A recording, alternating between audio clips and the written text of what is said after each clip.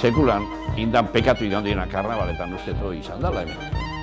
Zezen plaza sartzen etzia gula utzi, egun hartan eharri nun.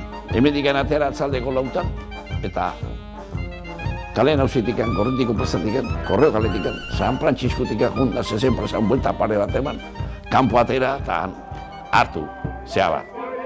Karajilo bat zea bat eta launakin, launtartian, hoizan gauzik ederrena.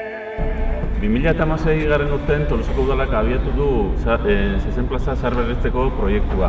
1903ko zezen plaza, bai indiala aktuazio puntuak urteetan zehar, baina ja segurtasun arazoak eta aizian areagotzen gehien bat iauteritako ekintza puntual horretako.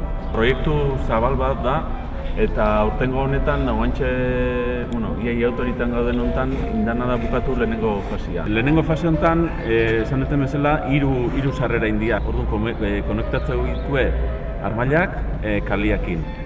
Eta bien arteko lotura inda lehen jatorritik datorren bobeda pixkat egokituta eta txukunduta. Armailak buskatu egin behar izan dira eta zenbait puntutan ate berrik iriki eraikinaren fatxadan. Orduan, proiektu potolo honen helburua hori da. Segurtasun baldintzak bermatzea, irteerak egokitzea, armailen segurtasuna bermatzea eta horrelako kontu.